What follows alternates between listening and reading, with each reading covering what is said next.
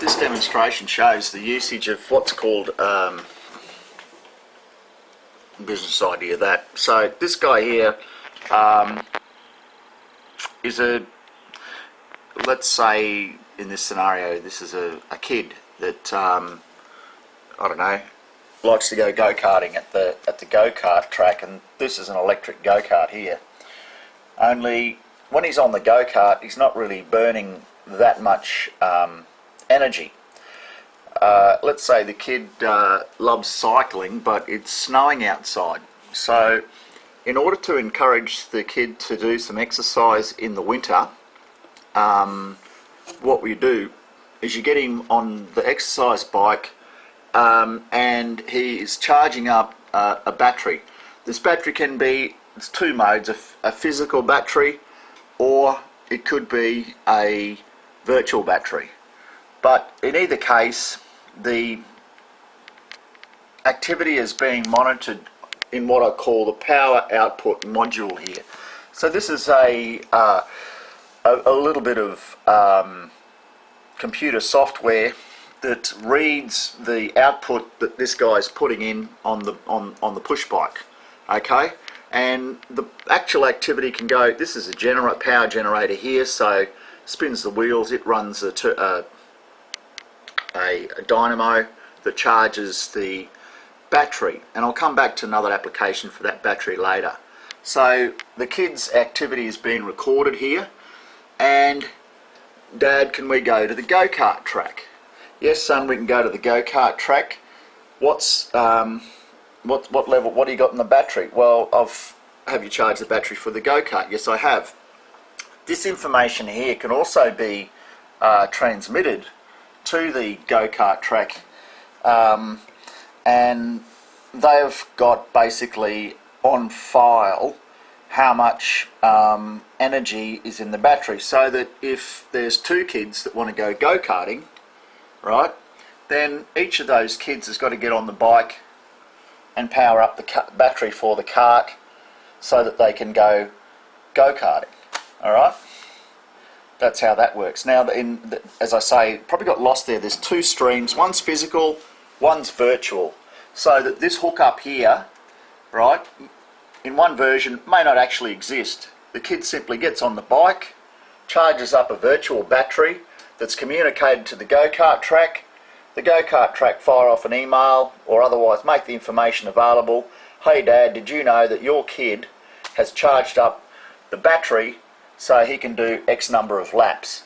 Now, the metrics of all of that can be run again through this, the next module, which is the power control module. Okay, so that is another bit of software that basically says to the kid, or look, we can regulate the amount of power supply, basically whether it's a 1-for-1, so if he does a kilowatt hour on the bike, he gets a kilowatt hour worth of energy here. It might be that for every kilowatt hour he does here, he gets 2 kilowatt hours in the go-kart. Some kind of formula that basically weight for age type formula. Not so much a handicap, but you give maybe a smaller kid a bonus, because you might have 3 kids of differing ages, and obviously they've got different levels of power output, and it would be, you need to equate the 3 of them so that it's kind of fair. So Dad might have a bit of a handicap or something like that. So that's it. So that's the scenario. And now the value proposition is that the kid, right? This is for basically channeled at the parents, or for the kid loves a go-kart, but the kid doesn't do any exercise. It's snowing outside, so get the kid to do some exercise indoors, okay? And then as a reward, he gets on the go-kart. You beauty, goes to the Mega Play Centre and gets on the go-kart. Happy kid, happy parents, because he's doing some exercise.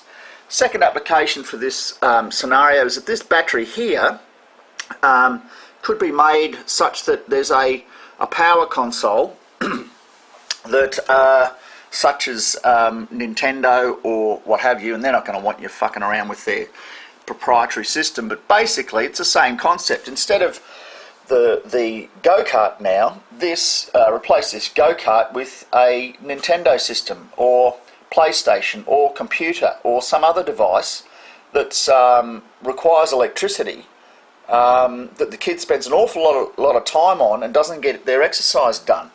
So you say to the kid, okay, if you want to play, for every hour you sit at Nintendo, you've got to do, let's call it 2 hours on the bike, or some other ratio that's considered fair.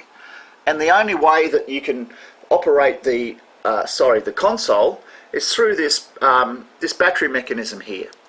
Now, how can you figure? How do you do that? Well, you could make it such that the 240 volt system is.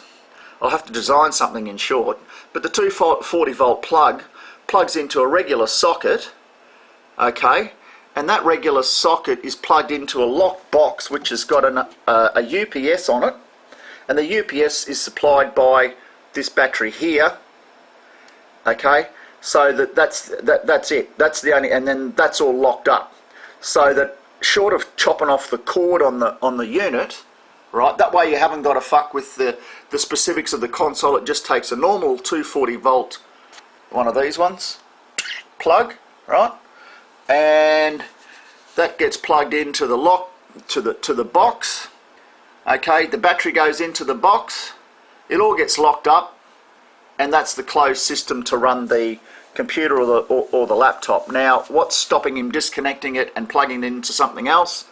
Well, I haven't thought that. It depends on the device, okay? You can't pull out the female end of the cord and plug it into, so if this is the laptop jack here, right, pull that out, okay, well, obviously he can just get another one of these power supply things. I don't know quite how you're going to lock that off on a laptop, all right, but if that's hardwired into, so assuming for consoles, devices where you're unable to remove that plug, okay, if you're unable to remove that on the console, then you're there. Then all you got to worry about is this other end here. So this end here plugs into a box. Let's say the printer is the box. That right, it plugs into you open up the lid, that goes inside the box, okay, the battery is, say, under the lid here.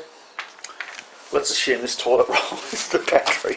So there's the battery that you've charged up on the bike, there's the plug, okay.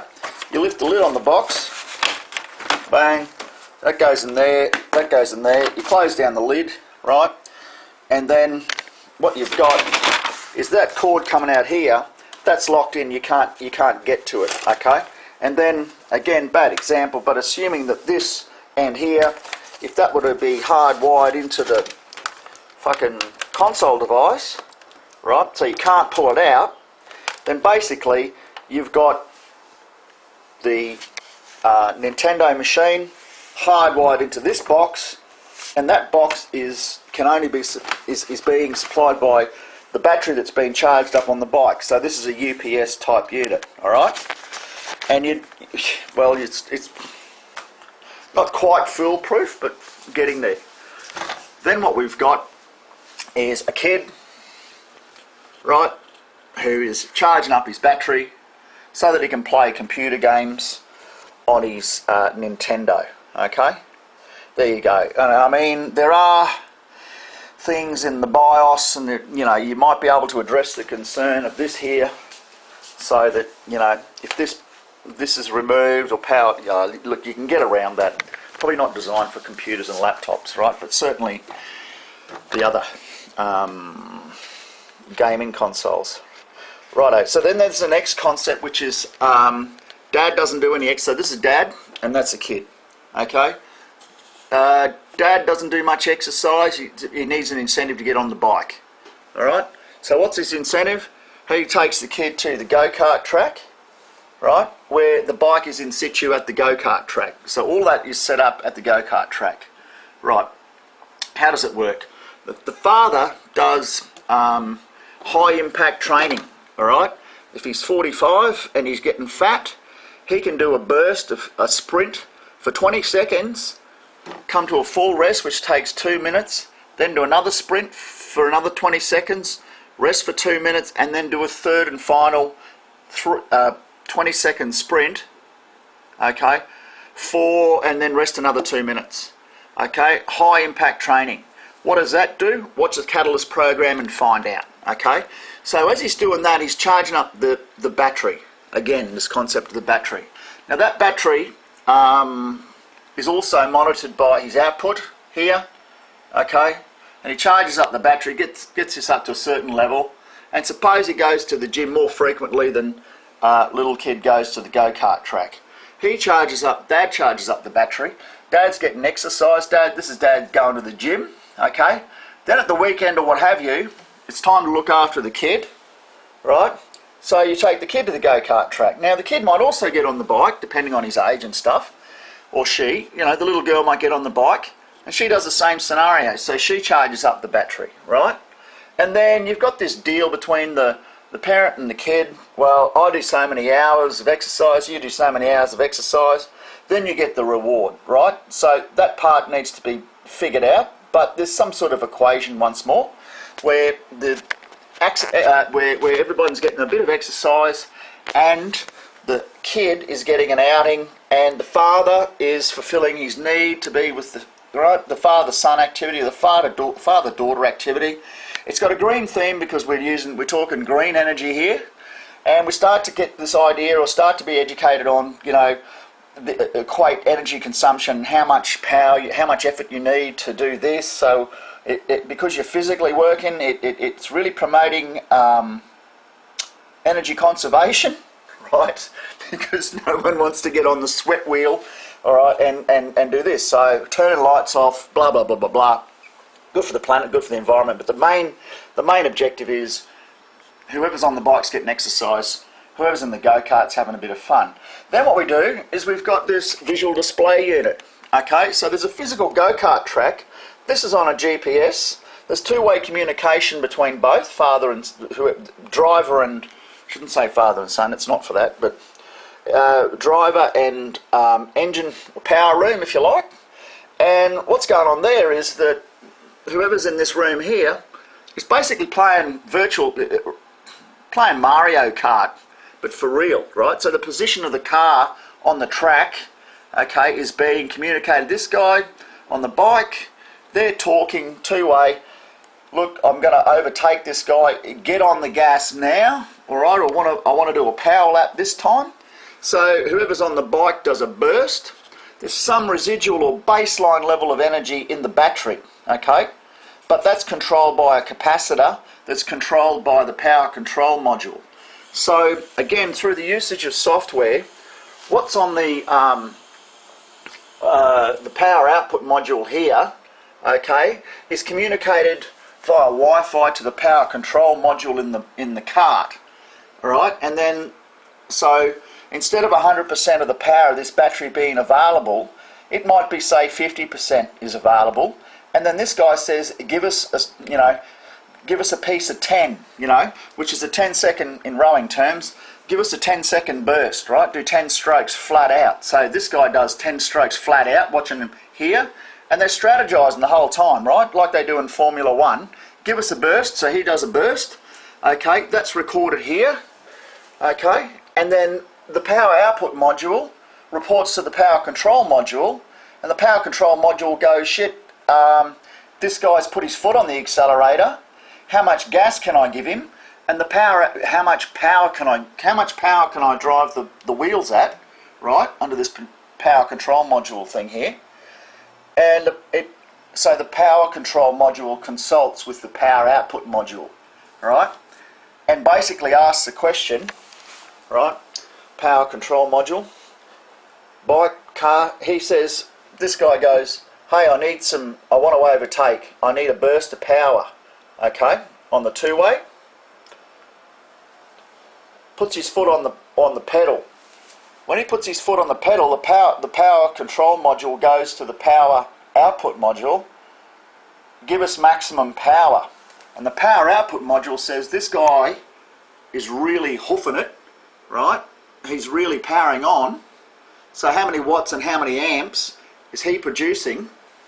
And based on that, the governor, the power control module in the go-kart, releases the proportionate amount of power based on this guy's output.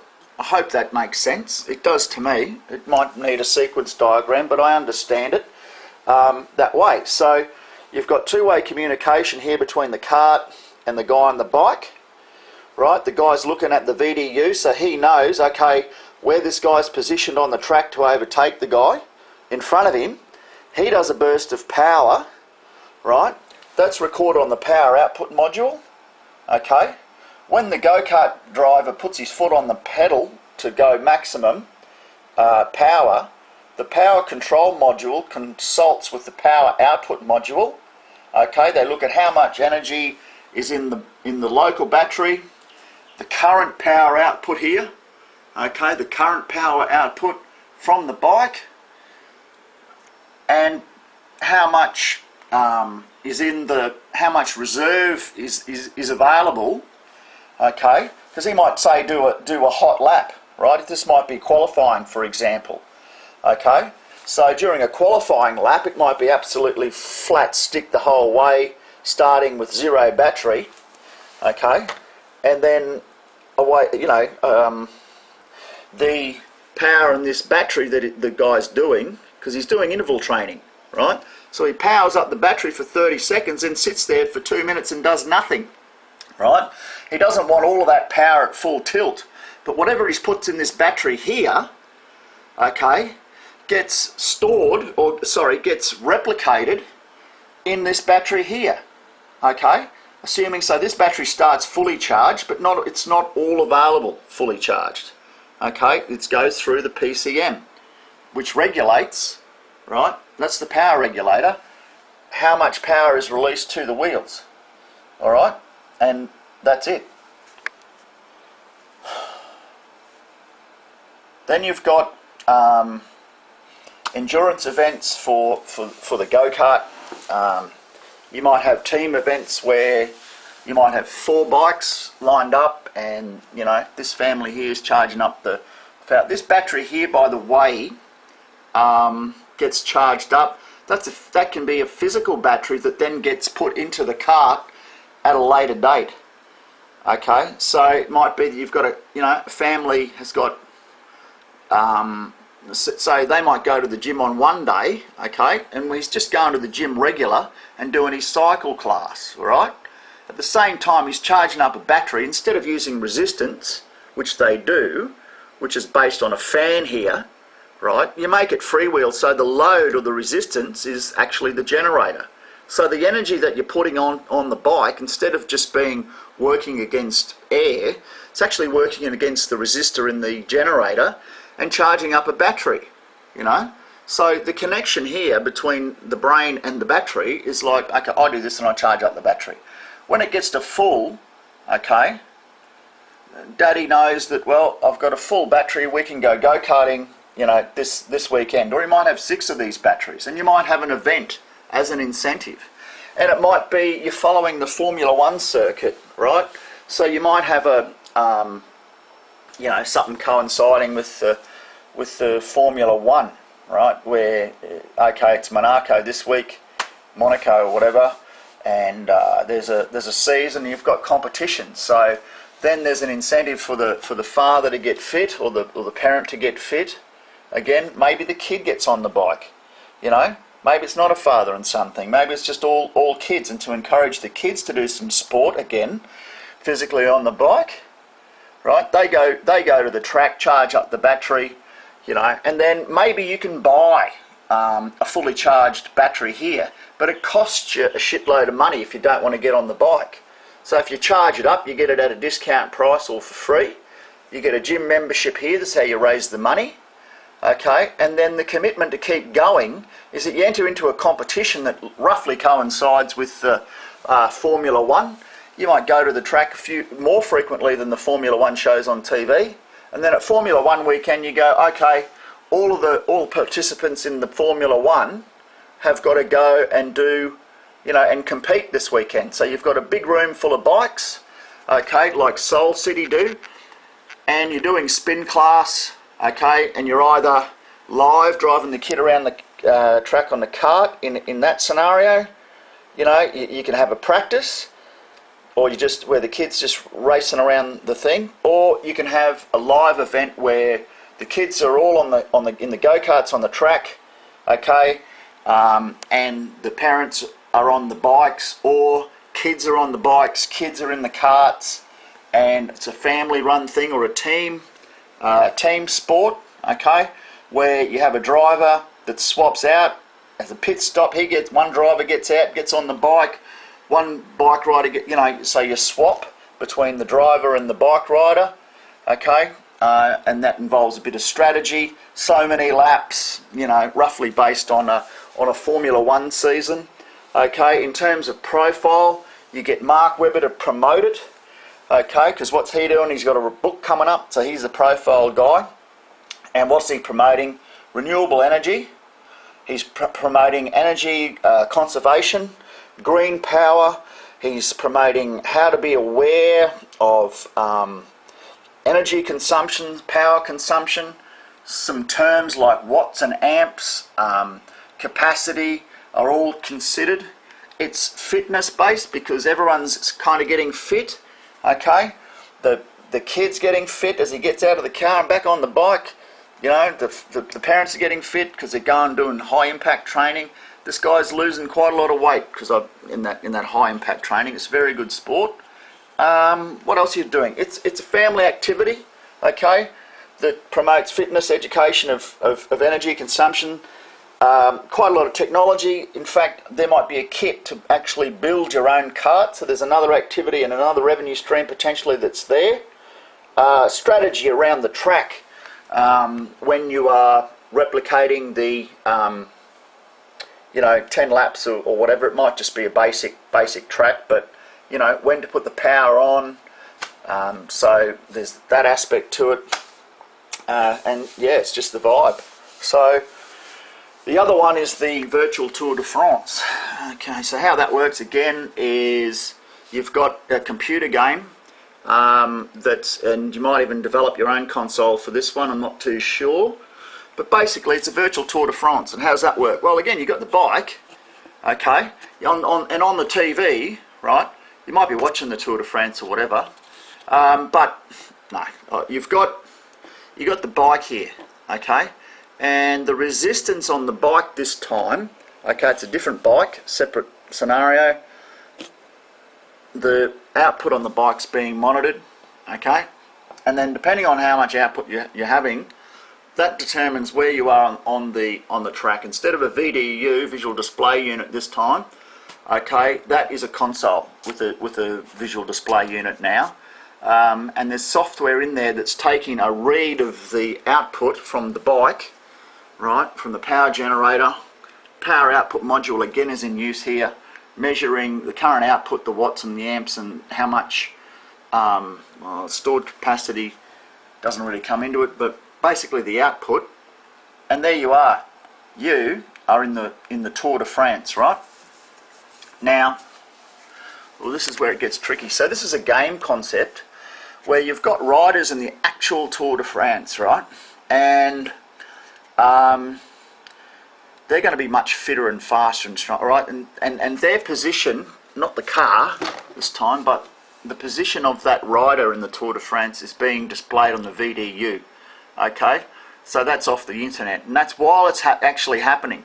So you're sitting in you're not sitting, but you're in your lounge room on a bike, competing in a virtual Tour de France with the riders, and their position on the track's being reported back to you. Okay, now say who's the other guy? Evans, right? Say Evans is your shadow, right? So you're saying, okay, I'm going to set it to 50% of Evans, and what that means is for every your output gets doubled, right? So every every pedal that you do, right, is worth 2 that Cadel Evans does. Why? Because he's twice as fit, if not fitter, than that. Again, it's a little ratio bit that's in the software. Okay, and what that then does is plots your virtual position, okay, on the console, right? So you've got, say you're watching on TV, hopefully, well, kind of live, it doesn't matter, but the information of their GPS coordinates is actually being fed back to you, right? So you've got two screens now. You've got the TV screen where you're watching the Tour de France while you're on the bike, and you're competing, right? The harder you go here, right, that positions you. Now, it doesn't do the overtaking and then that bit. That part's all a bit taken out of it. It's a bit crude, more crude.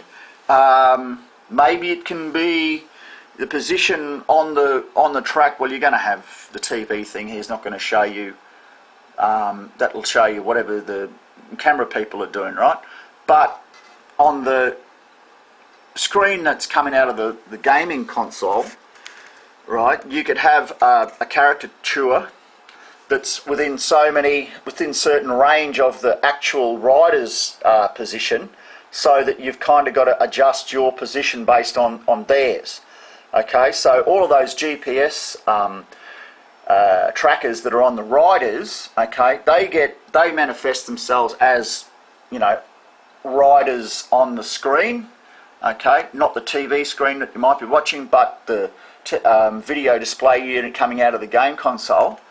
And then if they move, you know, to the right, well, you've got to adjust here, you know, and if you bump into each other, well you get off, you actually fall off and get penalised in some fashion. So it could be a little bit interactive that way, especially with the sprints. How you do a turn on a stationary bike, don't really know. Maybe that part has to be automated, not too sure. That's for the gaming developers to determine, right?